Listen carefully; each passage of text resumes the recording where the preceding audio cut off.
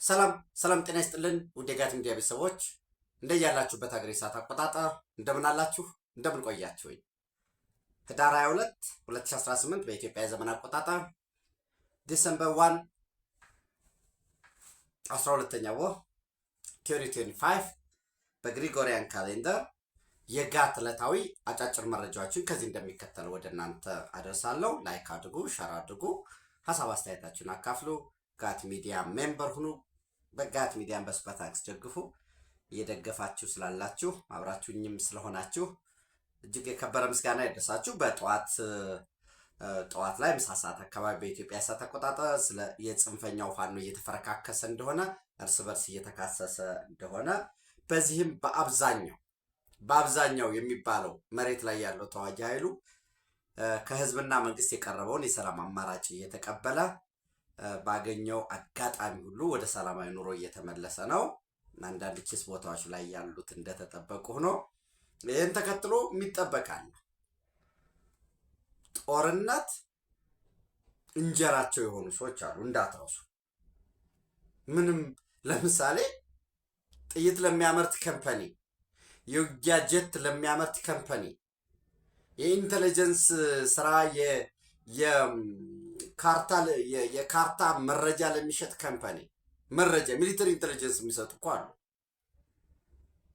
ለዩክሬን ቦምቦች፣ ጀቶች፣ የሚሊተሪ ዩኒፎርም፣ ሎጂስቲክስ ብቻ አይደለም እኮ የሚቀርብለት መረጃ ኤሪያል ማፒንጉ ምኑ የሚያቀርቡ አሉ። ሰቦታጅ የሚሰሩ ሳይኮሎጂካል ዋርፌር ላይ የሚሰማሩ ባለሙያዎች አሉት። እንዲያውም አሜሪካ ብዙ ጽሁፎች እኮ አሜሪካ ሚሊተሪ ኢንዱስትሪ ኮምፕሌክስ ነው። አሜሪካ የሚባለው ሀገር ዋነኛ ማዕከሉን አድርጎ የኢንዱስትሪው ማዕከል ሚሊተሪው ነው። የግድ የአሜሪካ ኢኮኖሚ ይላሉ አንዳንድ ኢኮኖሚስቶች በየ10 ዓመቱ አንዴ ሜጀር የሆነ ዋርፌር ማከናወን አለበት። ያ ሲደረግ ሄሊኮፕተር አምራቹ፣ ትጥቅና ስንቅ አምራቹ፣ ወታደር የሚያቀርበው ኢንቴሊጀንስ ሰራተኛው በሙሉ ይንቀሳቀሳል ማለት ነው። ልክ እንደዚህ በአማራ ክልል ሰላም ቢሰፍን ይህን ታሳቢ አድርገው ጠዋትም እንዳልኳችሁ ለቁስለኛው መድኃኒት መግዣ፣ ባንዴጅ፣ ፋሻ መግዣ፣ የተሰዉ ቤተሰቦችን በትግሉ የተሰዉ ሰማዕታትን፣ አርበኞችን፣ ጀግኖችን ለመዘከር የሚውል በጦርነት የወደመ እንደዚህ ሃይማኖት ተቋም አለ እከሌ የሚባል አሰቃቂ በጣም ወይ ከፍተኛ ድል ተገኘ በሚል ደስታ ውስጥ በማስከር ወይንም ከፍጹም ከሰዋዊ ስሜት ውስጥ ውጭ ሆነ ወንጀል ጥቃት ተፈጸመ የሚል ሀዘን ውስጥ በመክተት በውጭ የሚኖረውን ዲያስፖራ ኪሱን እያለቡ በሀገር ውስጥ የሚኖረውን ደግሞ እያገቱም የተለያየ መንገድ እያደረጉ ገንዘብ የሚዘርፉ ህንፃ ግንባታ የጀመሩ እሱን ማስጨረስ ያለባቸው፣ ውጭ ላይ በሞርጌጅ ቤት የገዙ እሱን ዕዳ መክፈል አለባቸው፣ መኪና የገዙ የአማራ ክልል ጦርነት መከሰቱ እንደ መልካም አጋጣሚ ተጠቅመው ጥገኝነት የጠየቁ ያንን አሳይለማቸውን ፕሮሰስ ማድረግ የሚፈልጉ ልክ ኡጋንዳ ከዚህ በኋላ የተቀበልኳቸው እንዳሉ ሆኖ ከዚህ በኋላ ከኤርትራ ከሶማሊያና ከኢትዮጵያ የሚመጡ ጥገኝነት ጥያቄዎችን አልቀበልም፣ በሀገሪቱ ጦርነት የለም ሰው አሁን እዛ ሄደው አሳይለም ላይ ፕሮሰስ የነበሩ ይሄ ጦርነት ቆመ ሲባል የሚከስሩ ሰዎች አሉ።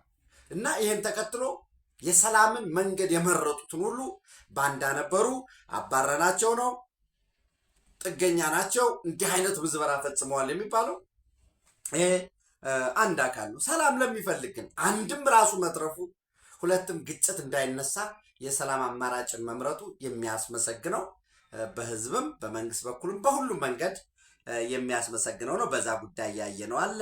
የህዋት ወቅታዊ ሁኔታን ጠዋት ዳሰናል። የእስራኤል ጠቅላይ ሚኒስትር ቤንያሚን ኔታንያሁ ያቀረቡትን የምህረት የፓርዶን ጥያቄም ለማየት ሞክረናል።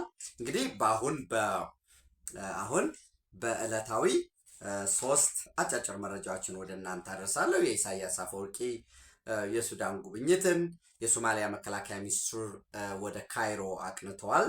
በዛ ጉዳይ ምንድን ነው ሊሆን የሚችለው የሚለውን አጫጭር መረጃዎችን እንዲሁም የአሜሪካ መንግስት ወይንም የአሜሪካ መንግስት የሴኪሪቲ አለርት ታንዛኒያ ላይ አውጥቷል። እንግዲህ እንደምታስታውሱት የሳሚያ ሱሉሁ ሐሰን ፕሬዚደንቷ ምርጫ ማድረጋቸውን ተከትሎ ተቃውሞዎች ተነስተዋል። በቁጥር እስካሁን ያልተገለጸ ነገር ግን አንዳንድ የሰብአዊ መብት ተከራካሪዎች ኢንታውዘንድስ የሚሉት ግድያዎች፣ አፈናዎች እነዚህ አለ። እሱን ተከትሎ ይህንን ምርጫ የሚቃወሙ የታሰሩ እንዲፈቱ፣ የተገደሉት ደግሞ ካሳ እንዲሰጥ በዛ ሂደት ላይ የተሳተፉ ከፍተኛ የመንግስት ባለስልጣናት እንዲሁም የጸጥታና ደህንነት ባለሙያዎች በህግ ተጠያቂ መሆን አለባቸው፣ ምርጫውን መሰረዝ አለበት የሚል ተቃውሞ ጥሪዎች በጣም በስፋት እየተራገቡ ነው ያሉት። ከ4 ቀን በኋላ ዲሰምበር 5 እንደሚጀምር ግን ኢንተንሲፋይ ሆኖ በጣም ተጠናክሮ ዲሰምበር 9 ላይ እንደሚሆን ነው። እንግዲህ አገር አቀፍ የሆነ ከቤት ያለ መውጣት፣ ኢንተርኔት ብላክአውት ሊሆን እንደሚችል፣ ዓለም አቀፍ በረራዎች ሊቋረጡ እንደሚችሉ፣ ይሄ ዳሬ ሰላም ላይ ያሉ የፌርስ ምንድን ነው የውሃ ትራንስፖርት ሊቋረጥ እንደሚችል፣ የጸጥታና ደህንነት ሰራተኞች በተለይ የውጭ ዜጎችን የኤሌክትሮኒክስ ስልኮችን እየቀሙ ምርመራ ሊያደርጉ እንደሚችሉ፣ ይህንን ተከትሎ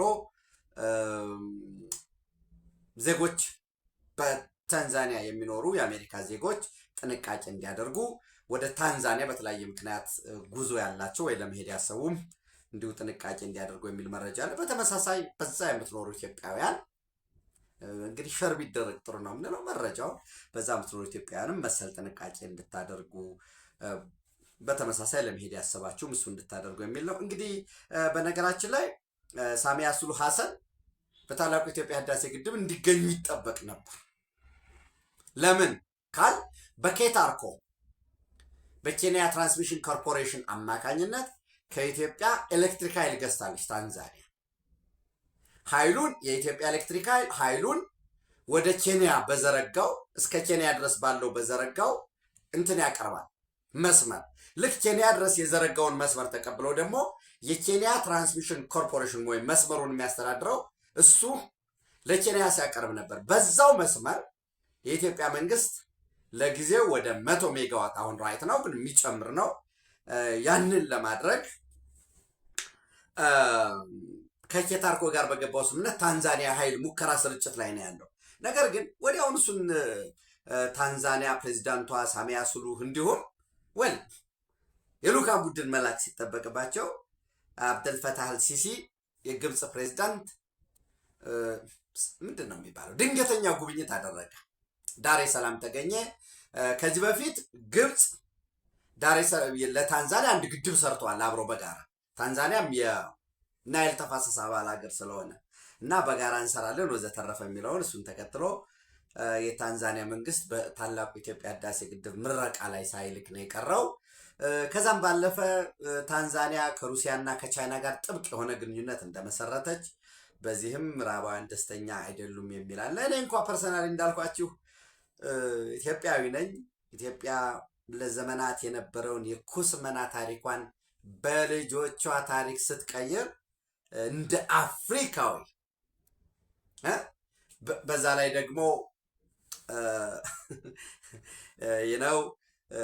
አፍሪካ በቅኝ ግዛት አትገዛም፣ የቅኝ ግዛት ዘመን ውሎች ተቀባይነት የላቸውም፣ በራሳችን ስራ ሰርተን መቀየር አለብን የሚለው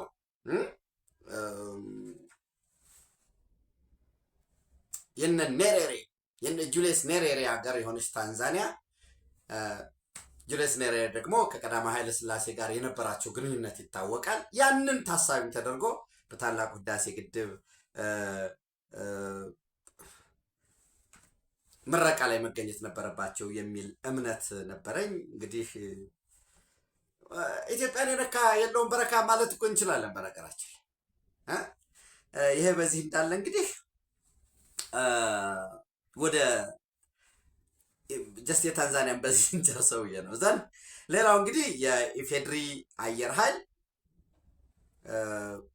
እንደምታውቁት 90ኛ ዓመቱን እያከበረ ነው በተለያዩ ሁነቶች።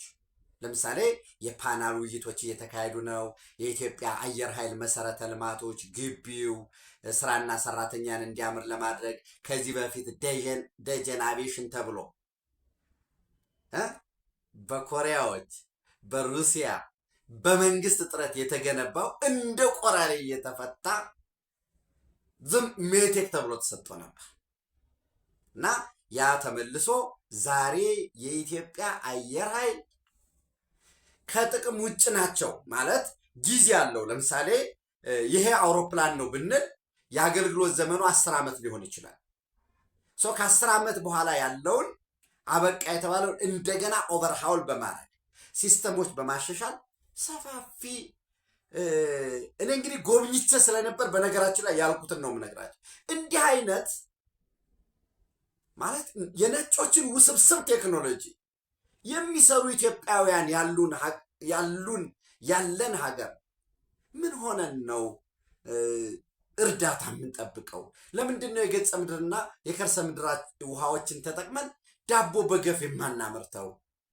ለምንድን ነው ሁሉም ከፋኝ ያለ ሁሉ በግልም በቡድን ከፋኝ ያለ ሁሉ ከመነጋገር በፊት ለመፎካከር ለመታኮስ የሚሮጠው የሚል ጥያቄ ጠይቃለሁ። እና በጣም ውስን የውጭ ዜጎች አሉ። የዚህ ሀገር አላችሁም። በጋራ በመሆን ግን ኦቨርሃውል የሚያረጉ መሰረተ ልማቶችን በራስ አቅም የሚሰሩ ሰራተኛው እኔ አብራሪ ነኝ፣ እኔ ግራውንድ ቴክኒሻን ነኝ፣ የኔ ኃላፊነት ይሄ ነው ሳይል ምድረ ግቢውን በማጽዳት አትክልትና ፍራፍሬ በማልማት ጀስት ፓላስ ምንድን ነው ምን ልበላችሁ ጀስት ገነትን የሚመስል ግቢ የፈጠሩ እንግዲህ ያንንም ተከትሎ ነው ታስታውሳላችሁ የፌዴሪ ጠቅላይ ሚኒስትር ክቡር ዶክተር አብይ አህመድ የጥቁር አንበሳ አየር ትርኢት በ88ኛ ዓመቱ ሲከበር ከ2 ዓመት በፊት ማለት ነው በተከበረበት ወቅት የፌዴሪ አየር ኃይል አዛዥ ሌተናንት ጀነራል ይልማ መርዳሳ የደብረ ዘይት የቢሾፍቱም ከንቲባ ሆነህ እንድትሰራ የሚል ካደራ ጭምር የሰጧቸው። ምክንያቱም ግቢ ውስጥ ያለውን ስኬል አፕ ማድረግ ማስፋት ከተቻለ ቢሾፍቱ በራሱ ተለወጠ ማለት ነው። የቢሾፍቱን ደግሞ ማስፋት ከቻለ መጀመሪያ ምንድን ነበር? ቤተ መንግስት አይደል የተሰራ? ከቤተ መንግስት ወደ ጎረቤት ወደ አዋሬ፣ ከዛስ ወደ አዲስ አበባ ሰፋ፣ ከዛ ወደ ክልል ከተሞች፣ ወደ አርሶ አደሩ። ልክ እንደዛ ስኬል አፕ ማለት እሱ ነው ማለት ነው። ኤርሾው በጥር አጋማሽ ላይ እንዳልኳችሁ ትናንት ሩጫ ነበረ፣ የፓናል ውይይቶች፣ ጉብኝቶች፣ የተለያዩ የመሰረተ ልማት አዳዲስ የሚጀምሩ አሉ። ተማሪዎችን በማስመረቅ በስፖርታዊ እውነቶች እየተከበረ ነው። ጥር አጋማሽ ላይ ዓለም አቀፍ ተሳታፊዎች በተጋበዙበት ኢንጂነሮች፣ የተለያዩ ባለሙያዎች ኤንዌይስ ተዋናዮች በተገኙበት ልክ እንደ ጥቁር አንበሳ ኤርሾው እጅግ በአይነቱ የተለየ የአውሮፕላን ምንድን ነው የኤርሾ የአየር ላይ ትርኢት እንደሚታይ ሌተናል ጀነራል ይልማ መርዳሳ ገልጸዋል። በነገራችን ላይ ዛሬ ምሽት በፋና ብሮድካስቲንግ ኮርፖሬሽን 3 ሰዓት ላይ የወል እውነት የሚል ቆይታ አላቸው። እንድታዳምጡት በአክብሮት ጋብዛለሁ። ጊዜው እና አክሰሱ ያላችሁ ብታዳምጡት መልካም ነው። በዛው ሆፕፉሊ ፕሮግራሙን የምናየው የሚሆነው ነገር ግን የኢትዮጵያ አየር ኃይል ከየት ወዴት የሚለውን በዛ ሂደት ያጋጠሙ ፈተናዎች ምንድን ነበሩ? ብዙ ጊዜ አይታችሁ ከሆነ አየር ኃይሉን ከሆነ መንግስት ጋር አታች ማድረግ። ለምሳሌ ኢህአዲግ የኢትዮጵያ አየር ኃይል የጨፈጨፈን ነው፣ የትምክተኛ ዋሻ ነው፣ ጀስት ይሄ ምንድን ነው የአምባገነኖች የጨካኞች ዋሻ ነው ብሎ አየር ኃይሉን ኦልሞስት ከጥቅም ውጭ እንዲሆን ነው ያደረገው። ከዛ መሰረተ ልማት ኢንፍራስትራክቸሩንም ለበዝባዥ ሜቴክ ብሎ ሰጠው፣ ምን እንደሆነ ለማያውቁ ሰዎች። ነገር ግን በኢትዮ ኤርትራ ጦርነት ደግሞ እንደገና ወሳኝ አቅም መሆኑን አይቶ ደግሞ ሚጎችን ሲገዛ እናየዋለን። አሁን የኢትዮጵያ አየር ኃይል ዛሬ ላይ እጅግ በጣም የተጠናከረ ነው። ይሄንን እኔ ለፕሮፓጋንዳዊ የምነግራቸው አይደለም። ድሮኖች ያመርታሉ፣ ሰዋርምን ጨምሮ። አሁን የፖኬት ድሮን የሚባሉት በእጅ የሚያዙ በእጅ በመዳፍ የሚያዙ እስከ 2 ኪሎ ሜትር የሚጓዙ ሰራዊቱ በሚንቀሳቀስበት ጊዜ ይሄዱና ለምሳሌ 2 ኪሎ ሜትር እኔ እየተጓዝኩ ነው። 2 ኪሎ ሜትር ሄደው በእጅ ላይ ይበራሉ። ልክ እንደ ጌም ብላችሁ ሰዱ ይሄዱና በዛ አካባቢ ያለውን የምስልም የድምፅም ይዘው ይመጣሉ። እንቅስቃሴን የሚያየው ዋን ዌይ አታኮች አሉ፣ ሰው አጥፍቶ ጠፊዎች ከሚኬዚዎች አሉ። ከዚህ አልፎ የናይጄሪያ መንግስት የናይጄሪያ መከላከያ አብረን እንስራ የሚል ፕሮፖዛል ይዞ መጥቷል። እና ሌሎችም አብረው እየተሰሩ ያሉ ጉዳዮች አሉ። በድሮን በዲጂታል ምንድን ነው የሳይበር ዋርፌር አብሮ የተጠናከረበት ሁኔታ ነው ያለው። መሰረተ ልማቶችን ከዚህ በፊት የነበሩ የውጊያ ጀቶች መንደርደሪያ ማረፊያዎችን፣ ሃንጋሮችን እነዚህን መልሶ የመጠገን የማስፋፋት ሰራተኛው ደግሞ ከምንም በላይ ጀቱ ሚሳይሉ ኤቭሪቲንግ ቢኖር ዋናው ወይም ሁሉ አቀናሽቶ ደግሞ ሊጠቀመው የሚችለው የሰው ኃይሉ ነውና የሰው ኃይሉን አቅም በፈቀደ መልኩ ከምንም በላይ ደግሞ ስራና ሰራተኛን አገናኝቶ በስራው ላይ ደስተኛ የሆነ ኤርፎርስ ኤርማን ፓወር እየተፈጠረ ነው ያለው ማለት ነው። እሱ እንድትከታተሉ እና ሌሎች ያሉትን ደግሞ ሰብራይዝ የሆነውን ነገ በጋት ውሎ ወደ እናንተ ማድረስ ይሆናል ማለት ነው። ሌላው እንግዲህ ምናልባት የኢትዮጵያ ብሔራዊ ባንክም እንዲሁ በተመሳሳይ በነገው ዕለት የ50 ሚሊዮን የውጭ ምንዛሬ የ50 ሚሊዮን ዶላር ለገበያ ያቀርባል። ሁሉም የንግድ ባንኮች የኢትዮጵያ ንግድ ባንክን ጨምሮ ተሳታፊ ይሆናሉ ማለት ነው። እንግዲህ እዚህ ላይ አቋማሪ ድርጅቶችን ሙሉ ለሙሉ መዝጋት ከተቻለ ፕሊዝ አቋማሪ ድርጅቶችን ሙሉ ለሙሉ መዝጋት ከተቻለ ህገወጥ ንግድን በተለይ ማዕድን ላይ ድንበር ላይ ያለውን የቁም እንስሳ የህገወጥ የሰዎችን አዘዋዋሪ እነዚህን በደንብ መግታት ከተቻለ የውጭ ምንዛሬ ሙሉ ለሙሉ 100% መፍታት የቻለ ሀገር የለም፣ አይኖርም ወደፊት። በነገራችን ዳስ አይዲያ ግን ኢኮኖሚው ባመነጨው መሰረት ኢኮኖሚው ያመረተውን የውጭ ምንዛሬ ለልማታዊ መንገድ መልሰን ለኢኮኖሚ መጠቀም እንችላለን። አለያ ለምሳሌ አቋማሪ ድርጅቶችን እንውሰድ። አርሰናል ከማንቸስተር በዚህ ያህል ውጤት ይለያያል። አርሰናል እና ቼልሲ ትናንት ተጫውተዋል፣ አንዳቻ መሆናቸውን አይቻለሁ። ሰው አርሰናል ቼልሲን በዚህ ያህል ልዩነት ያሸንፈዋል ብለህ አስዝ ይባላል። በጆንያ ገንዘብ ይሰበስባል። አይ ሪመምበር ባህር ዳር የነበረው ሁሉም እየሄደ ይቆርጣል። ያ ፕሮባቢሊቲ ነው፣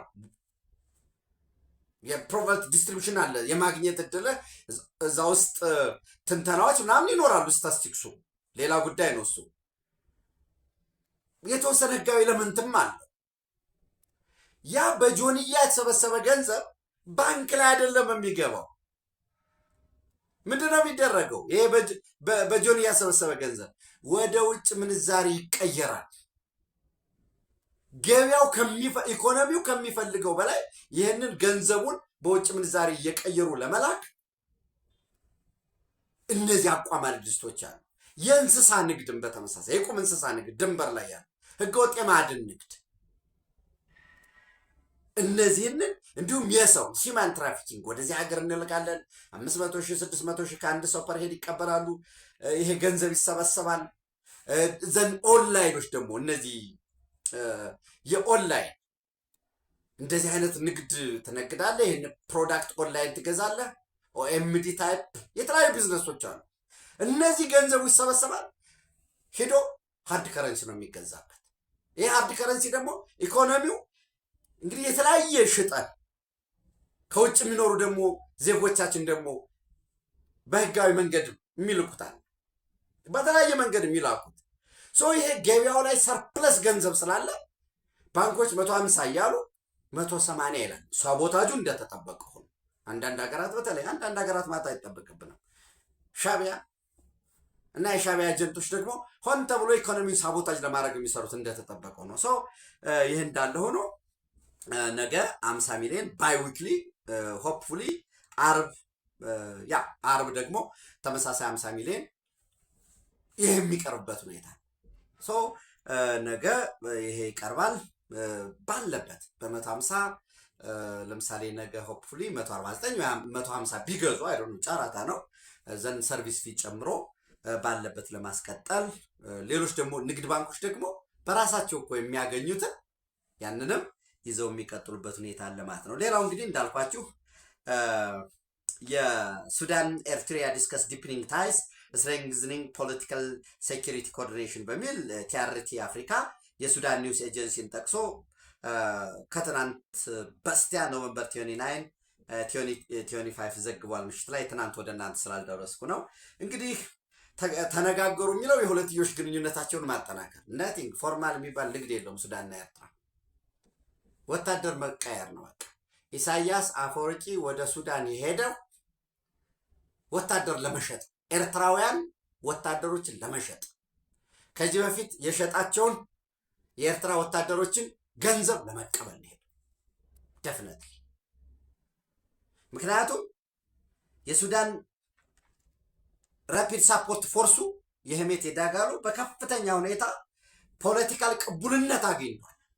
ለምን ዩኒላተራል ሲዝፋየር ተገብራለሁኝ በኳርታይት የሚባሉት እነዚህ ግብፅ፣ ሳውዲ አረቢያ፣ ዩናይትድ አረብ ኤሚሬት እና አሜሪካ እነሱ ኳርታይት አራቱ ማለት ነው። እነሱ ያቀረቡትን የሰላም ድርድር እቀበላለሁኝ። ኬሚካል ዊፕን ተጠቅሟል የሱዳን አርሚ ፎርስ። ዓለም አቀፍ ፍተሻ ይደረግ። የተጋነነ የሰብአዊ መብት ጥሰት ፈጽማል እየተባልኩኝ ነው፣ እሱም ይጣራ ብሏል። ይህ ዓለም አቀፋዊ ቅቡልነት እያገኘ ስለሆነ አንዳንድ የሚወጡ መረጃዎችን በተለይ ኮርዶፋን አካባቢ ላይ የተጠናከረ ጦርነት እያደረገ በመሆኑና የሱዳን አርሚ ፎርስ በንጽጽር እየፈረሰ በመሆኑ በንጽጽር ነው ያልኩኝ። በዚህ ምክንያት ተጨማሪ ታጣቂ ተጨማሪ ሰራዊት ይፈልጋል የሱዳን አርሚ ፎርስ። ለዚህ ደግሞ ያልተከፈለ ገንዘብ አለ። የኤርትራ መንግስት በሁለት መንገድ ነው የሚሰራው። በራሱ ቀጥታ የሰው ኃይል ያሰማራል፣ የኤርትራን አርሚ የኤርትራን ሰራዊት። ከሱዳን የሚመጡ ደግሞ በተለይ ይህንን ከሰላን ይዞ ባለው ደግሞ ታጣቂዎችን ያደራጃል። እነዛ ታጣቂዎች ለሁለት ነው ሎያሊታቸው። ለሱዳን መንግስት ነው ተጠሪነታችን፣ ለወታደራዊ ካውንስሉ ለአልቡርሃን ይላሉ። ለሚፈልገው ደግሞ ለራሱ ደግሞ ለኢሳያስ ደግሞ ኤጀንቱ ነው ያገለግላሉ። ከዛ ባለፈ ለየት የሚያደርገው ነገር ኢጅፕት ኤር አውሮፕላን ማቅረብ ስላልፈለገ ለኢሳያስ አፈወርቂ፣ ምክንያቱም ራፒድ ሳፖርት ፎርሱ ጥቃት ሊፈጽም ስለሚችል በአየር መጓጓዙም ስጋት ስለፈጠረበት ኢሳያስ አፈወርቂ 900 ኪሎ ሜትር ነርተው ነው የሄዱት ድራይቭ አድርገው። እና ይህንን በጣም ለየት የሚያደርገው ፖርት ሱዳን የሄደው ኢሳያስ አፈወርቂ ነው አሉና በተገጋለ ጦርነት እንዴ ለምን በተገጋለ ጦርነት ማለት እኮ ጠቅላይ ሚኒስትር ዶክተር አብይ አህመድ ሂደዋል የኢትዮጵያ ጠቅላይ ሚኒስትር የሚል ሪፕሌይ ሲመጣ በመንዳት 900 ኪሎ ሜትር በማሽከርከር ያማ ወደሽ ነው ይሆናል። ከዛ ውጭ ምን አማራጭ አለ? እና ወታደር ለመሸጥ ነው ሄደው። ከዛ ባለፈ ደግሞ ወታደር ከመሸጥ ባለፈ ከዚህ በፊት የነበረውን ክፍያ ለመከፈል ነው። ነገር ግን አሁን ራሱ የሱዳን አርሚ ፎርስም ገንዘብ የለው፣ እንደ መንግስትም መዋቅሩ እየፈራረሰ ያለበት ሁኔታ ነው ያለው። ከዛ በላይ ያለው ኢሳያስ አፈወርቂም በዚህ በቀጠናዊ ግንኙነት የዲፕሎማሲ ገስቸር ይሄ ምንድን ነው ዲፕሎማቲክ ፖዚሽን አለኝ የሚለውን ለማሳየት የመፈለግ ነው። እንግዲህ በዚህ ሂደት ሩሲያ ደግሞ አንድ አዲስ የሚሊተሪ ኢንቴሊጀንስ ሚሊተሪ ዎች መጋዚን የሚባል ያወጣው መረጃ አለ። በዛው ኖቨምበር 29 ኢሳያስ አፈወርቂ ሄደበት በተባለው ምንድን ነው የሚለው የሩሲያ መንግስት ኤስዩ 30 እና ኤስዩ 35 ለእናንተ እንስጣችሁ፣ እናንተ ግን አስተማማኝ የሆነ ሚሊተሪ ቤዝ ናቫል ቤዝ እንደምትሰጡን ማረጋገጫ ስጡን የሚል ጥያቄ እንደቀረበ የውስጥ መረጃዎችን ብሎ ይወጣል። ምንድን ነው የሚለው ምናልባት ማየት የምትፈልጉ ካላችሁ ሩሲያ ፕላንስ ቱ ዶኔት ኤስዩ 30 and SU 35 fighters to Sudan in exchange for naval base በሚል ሚሊተሪ ዎች ማጋዚን ኤዲቶሪያል ስታፍ ኖቨምበር 29 2025 ያወጣዋል። እንግዲህ አንደኛው አስቀድሜ ታንዛኒያ ለምሳሌ ምን ብያቸዋለሁ? የታንዛኒያ መንግስት ወይንም ሳሚያ ሱሉህ ሐሰን የምትመራው መንግስት የምርጫ ኬዙ እንደተጠበቀ ሆኖ ከሩሲያና ከቻይና ጋር የጠበቀ ግንኙነት ስላላት ነው የሚሉ መረጃዎች አሉ ብያቸዋለሁ። ልክ እንደዛ አንዱ ሱዳን በፍጹም ለሩሲያ በሬድሲ ላይ ናቫል ቤዝ መፍቀድ የለባትም እያሉ ይጽፏሉ። በዚህ ጉዳይ ይህንንስ ለማሸማገል ነው ወይ የሄደው የሚል የራሳችን አንድ እንደ የጦር መሳሪያ የማሸሻጥ ሰርቪስ የመጠየቅ ከኢራን የሚመጣ የጦር መሳሪያ አለ፣ እሱንም የማጓጓዝ እነዚህ ጉዳዮች አሉ። ዞሮ ዞሮ ዲፕሎማሲው ላይ አለሁኝ፣ ቀጠናው ላይ አለሁኝ የሚል ይህ ከመገፋት ለብቻ እዛ አዲሃሎ ላይ ከመተከዝ ወጥቶ ሸበጥ ይዞ 900 ኪሎ ሜትር መንዳት ነው። እንግዲህ ይሄንን እስከ ፖርት ሱዳን ባለው እንዳልኳችሁ አስቀድሜ በሙሉ የራሱ ታጣቂዎች ራሱ ያደራጃቸው ታጣቂዎች ነው ያሉ። ነገ የሱዳን አርሚ ፎርስ እንዲሁ በቃ አሸነፈ፣ ራፒድ ሰፖርት ፎርሱ ተሸነፈ ብንል እንኳን ሱዳንን የማተራመስ ፍላጎቱ ይቀጥላል ማለት ነው። ይህን ያለው ማለት ነው። ዞሮ ዞሮ ወሳኙ ጉዳዮች እነኚህ ናቸው።